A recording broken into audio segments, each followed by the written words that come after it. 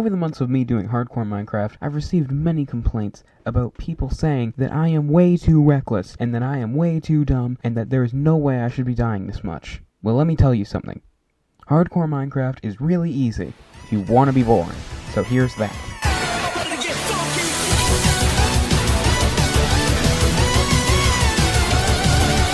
The world started as normal. I spawned in and I didn't know where I was. And then I learned, oh, I'm in a village.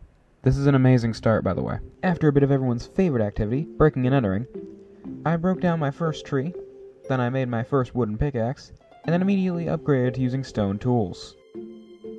I then started digging up my patent-pending comfy hole strat. The comfy hole strat is a strategy that you can use in your own hardcore worlds. It's very simple. Dig a hole, and then you put villagers in it and start trading with them. Yeah, I'm not very creative, but listen, okay? This is the boring way. You wanted the boring way, this is the boring way. We're moving on now. But I kept digging, and digging, and digging, and digging, and digging. There was a lot of digging.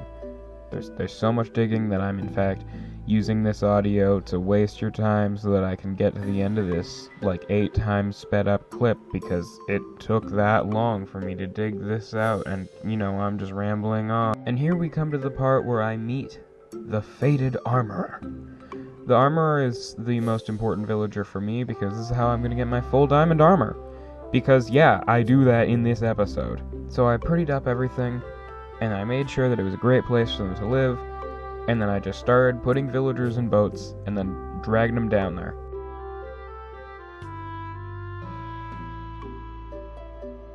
Anyways, because I know you enjoy it so much, here's 2 minutes of me mining out this hole more, because why not? Listen, this all started from complaints about me not surviving, so I'm doing this the boring way and surviving. You better enjoy this! The next things that happened was me trading with a Fletcher.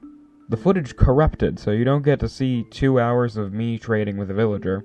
I hope that you're happy. I know that I sound like a dad punishing his kids right now, which is what I'm going for. Thanks for recognizing that. After mining a couple trees for a while, I eventually had traded enough with the armorer to get full diamond armor.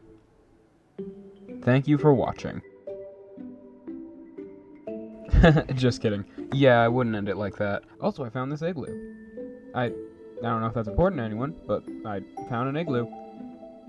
It's probably one of the first igloos I've ever found that actually has the bottom section. So, I thought that was pretty cool. I think I'm forgetting to include something, but I don't know what it is, though. Oh, right! My near-death experience! It turns out, if you don't want to die, you shouldn't go outside when there's a bunch of skeletons. Luckily, I managed to actually survive this one. Good job, me. I eventually got my trading hall all set up, and made sure that every single villager I had was useful. I made it an easy thing for me to grab whatever I needed as long as I had emeralds. I had the ability to buy full diamond armor. I had the ability to get emeralds. I know I was saying that this is hardcore the easy way, but fuck man, it's so much fun when you're the winning guy. Eventually I decided to go to the nether.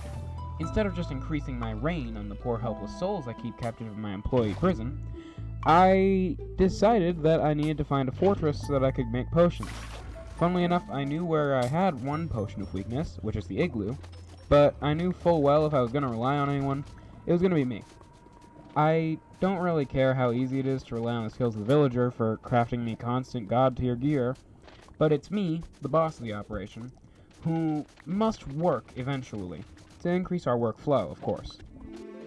I went into the fortress, and I became my favorite version of the character Comfy that I know of.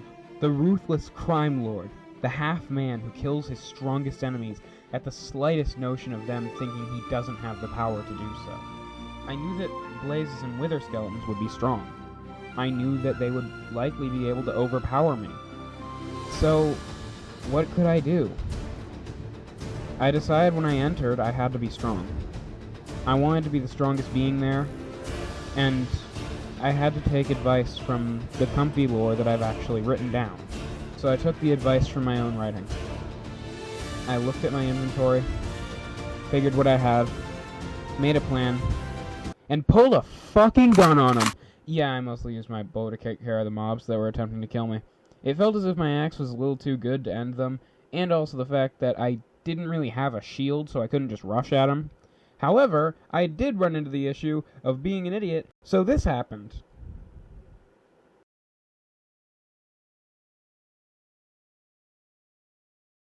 Yeah, I didn't think I would survive, because, you know, I was only a few weeks into making the episode, and I knew I was probably going to need a new and more interesting playthrough anyway, but thanks to the armor, the faded armor, who incidentally I insulted for not giving me full protection, he had put fire protection on some of the pieces. Due to the fact that this man had given me fire protection instead of normal protection, I survived.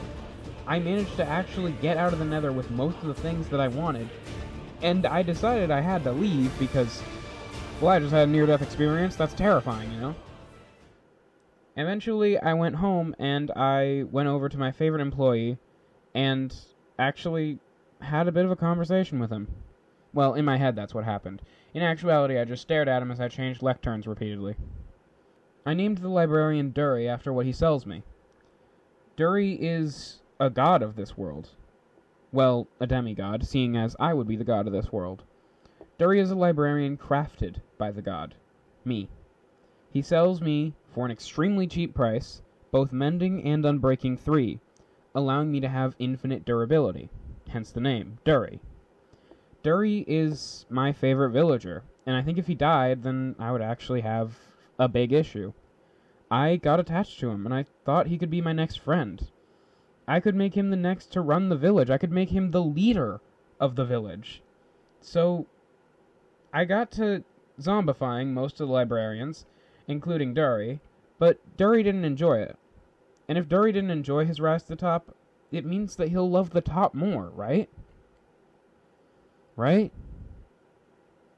I eventually decided I had to do another stream on the world, consisting of me making upgraded gear, including upgrading my portal entrance, the trading hall having level 4 protection sold by a librarian who is unnamed, also me getting cherry saplings and having a really cute moment with that.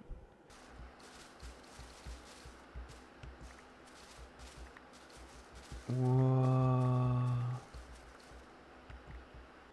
And also, well, possibly me making history in this game? I might be the first person to ever do this. Roll a clip real quick. Brush. Can I put Unbreaking 3 on it? I can do that too. Alright, we're gonna enchant our brush. What do I name this brush? What do I want to name the brush? You got any suggestions in there? Sillycraft.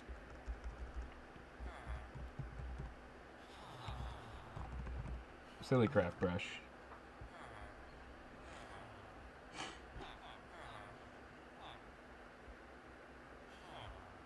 Like, what do you want? Silly brush? Sillycraft brush? How does this work? Does this work for you? Oh wait, no, hold on.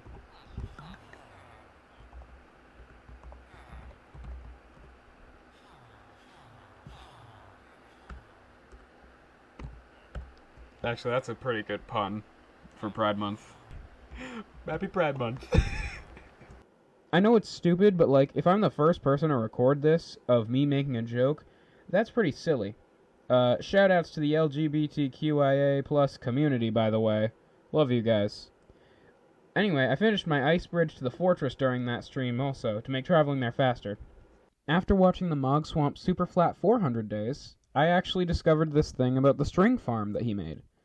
So, I figured out how to make it, and I decided that I would use some fishermen to actually get some profits on my hardcore world. I made the farm because I was going on to an 8-hour overnight shift at my part-time job. Which, yeah, I'm 17. It kinda sucks. But it made me think that maybe I'm treating the villagers wrong, because if I'm working this hard and I hate it, maybe they hate it. I decided that I would be more careful with them when I woke up the next morning. Well, the next morning being 4 p.m. I woke up at 4 p.m., and after the shift, I played a bit of Putt Party with some friends on Discord, And then I looked at my laptop to see what happened while I was AFK at the string farm. All 6 double chests were filled to the brim with string. It was amazing. And then I went to my trading hall and I saw the horror. Only 2 villagers remained. I looked around for the rest of them, but they were all gone. My librarians, my armorer, everyone I actually wanted to keep was gone. Dury was gone. The one that I wanted to run the village, he was gone. All of them were gone. I wanted to help these people thrive, and I had accidentally killed them. My guess was that the sugarcane I had growing had blocked the torches enough that a zombie spawned, and then when the villagers became zombified, a golem killed them. Looking at the golem, the evidence was clear. I was mortified. I had my gear, but I felt terrible. All of my villagers were gone. These were my friends. These were the ones that helped me, that made sure that I was alive. And then they were gone. I had 2 villagers left, and I decided that I needed to make sure that they're safe. And I need to make sure that they have everything that they need. So, I'm going to make things better for them. It's a project that I'll need to start later, but it's something that I'm going to do. I'll likely start this project next video, but I'll likely finish when I'm done with the dragon. The dragon is my main source of transportation, seeing as I need its wings. And hopefully in the next video, I'll make sure that they're alright. I hope. If you're wondering where the fuck I've been, well, I've mostly been streaming on my second channel, Pot of Gold Live. On a less depressing note, I normally stream games I enjoy there, which includes a lot of Minecraft and occasionally Valorant, because, you know, I like Valorant.